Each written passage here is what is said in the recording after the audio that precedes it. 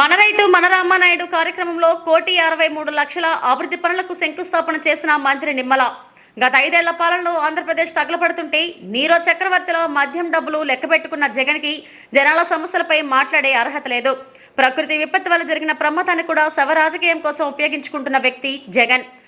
బార్కేడ్లు, పరదాలు, 144 సెక్షన్, 30 యాక్ట్లు, ముందస్తు అరెస్టులతో తాడేపల్లికి బందీగా నాడు జగన్ పాలన సాగింది. అమరావతి రాజధాని పునర్నిర్మాణం రేపటి రోజు దేశ చరిత్రలో చారిత్రాత్మకంగా నిలిచిపోతుంది. రాజధాని రైతుల త్యాగంతో ప్రతి పౌరుడు గుర్తించేలా ప్రపంచ స్థాయి రాజధానిని చంద్రబాబు నిర్మించనున్నారు.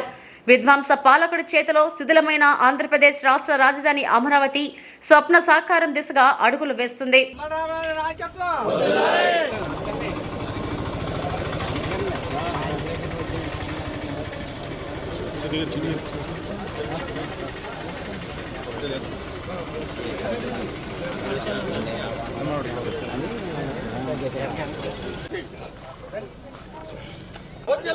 రామానాయుడు గారి నాయకత్వం, రామానాయుడు గారి నాయకత్వం.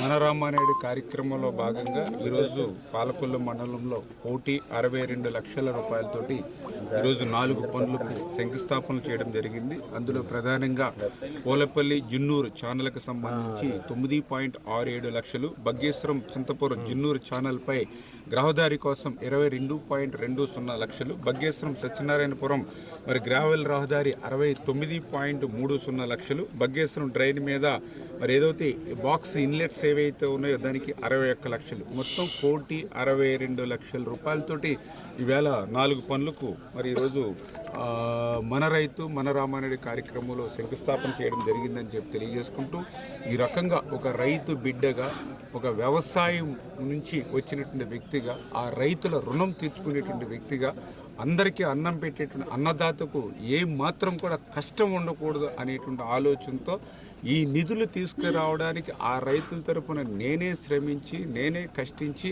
మరి సెక్రటేరియట్లో మరి ఆ ఫైల్స్ని ప్రతిరోజు కూడా మూవ్ చేసుకుంటూ, ప్రతి క్షణము ప్రతిరోజు కూడా రివ్యూ చేసుకుంటూ ఈవేళ ఎంతో శ్రమించి, ఎందుకంటే రాష్ట్రం దగ్గర ఆర్థిక పరిస్థితి అత్యంత దయానీయంగా ఉన్నటువంటి స్థితిలో ఈవేళ ఎక్కడైనా సరే మరి కేంద్రం దగ్గరకు, ఢిల్లీ దగ్గరికి పోయి ఏదో ఒక రూపేణ మరి కాళ్ళలో వేళ్ళలో పట్టుకుని ఏదైనా అప్పు తెచ్చినా కూడా ఆ తెచ్చిన అప్పు కూడా ఎవరికైనా పంచుదామంటే కూడా ఉండట్లేదు.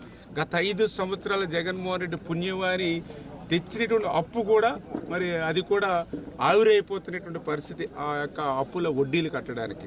అటువంటి స్థితిలో కూడా ఇంత పెద్ద ఎత్తున ఈవేళ ఆ రైతాంగానికి సేవ చేస్తున్నామని అంటే రైతుల పట్ల మాకున్నటువంటి చిత్తశుద్ధికి అదొక నిదర్శనం. ఒక రైతు బిడ్డగా అది నా బాధ్యత అనేటువంటి విషయాన్ని గుర్తుపెట్టుకుని పనులు చేస్తున్నాననే విషయాన్ని ఈ సందర్భంగా తెలియజేసుకుంటూ, మరి ఇన్ని అభివృద్ధి కార్యక్రమాలు ఈరోజు కూడా చూస్తున్నాం. 1వ తారీఖు ఈవేళ 3,000 కోట్ల రూపాయలు ఆంధ్రప్రదేశ్ రాష్ట్రంలో పెన్షన్లు ఇచ్చేటువంటి రోజు.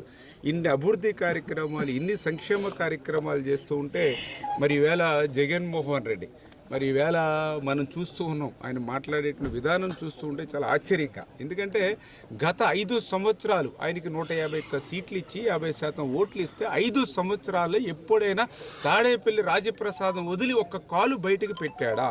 ప్రజల ఇబ్బందుల కష్టాలు ఎప్పుడైనా భాగం పంచుకున్నాడా? మన గోదావరి వరదలు వస్తే ఆకాశంలోనే ఆయన తిరిగాడు, ఆకాశంలోనే వాగ్దానాలు ఇచ్చాడు. ఆ ఇచ్చినటువంటి వాగ్దానాలు ఆ గాల్లోనే కలిసిపోయినటువంటి పరిస్థితి.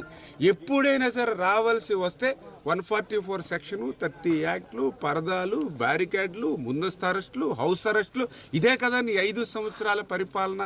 ఆఖరికి మన నర్సాపురంలో కూడా ఒకసారి బహిరంగ సభకు చూస్తే పాపం ముస్లిం అమ్మాయిలు చున్నీ వేసుకుని వస్తే ఆ చున్నీ బ్లాక్ కలర్లో ఉందని చెప్పేసి ఆ అమ్మాయిని కూడా మరి వాళ్ళు చున్నీ తీస్తేనే కానీ లోపలికి పంపించినటువంటి ఒక నియంతృత్వమైనటువంటి నిరంకుశత్వమైనటువంటి 5 సంవత్సరాలు తాడేపల్లి రాజప్రసాదం కాలు బయట పెట్టకుండా పాలన చేసినటువంటి నువ్వు ఈరోజు ఏదో ప్రకృతి విపత్తులతోటి అనుకోనిటువంటి సంఘటనలు జరిగి ఒక బాధాకరమైనటువంటి సంఘటనలు జరిగినప్పుడు మరి నువ్వు ఏదైతే రాజకీయాలు అంటే ప్రకృతితో కొన్ని ఎక్కడైనా లోపాలు ఉంటే వాటిని కూడా ఖచ్చితంగా మేము సరి చేసుకుంటాం. ఎవరైనా తప్పు చేస్తే ఖచ్చితంగా ఈ ప్రభుత్వం శిక్షిస్తుంది. మరి అటువంటి ప్రకృతిగా లేకపోతే అక్కడ గోడ కూలి చనిపోతే మరి వాళ్ళకి ఆత్మకు శాంతి కలగడానికో లేకపోతే భవిష్యత్తులో ఇటువంటి సంఘటనలు పునరావృతం కాకుండా ఏ విధంగా చర్యలు తీసుకోవాలో సలహాలు సూచనలు ఇవ్వడం మానేసి ఏదైతే ఒక రాజకీయం చేయలేనిటువంటి ఆలోచనతో ఎక్కడ ఎవరు చనిపోతే అక్కడ మరి రాబందుల్లాగా అక్కడ వాళ్తున్నటువంటి పరిస్థితి. మరి 5 సంవత్సరాల్లో మరి గుండ్లగమ్మ గేటు కొట్టుకుపోయింది, లేకపోతే ఒక అన్నమయ్య ప్రాజెక్టు కొట్టుకుపోయి 29 మంది చనిపోయారు. అదే తిరుపతిలో రియా హాస్పిటల్లో ఆక్సిజన్ అందక అప్పుడు ఒక 27 మంది చనిపోయారు. మరి ఎప్పుడు కూడా ఒక్కసారి కూడా వాళ్ళు పలకరించినటువంటి పాపాన నువ్వు పోలేదు.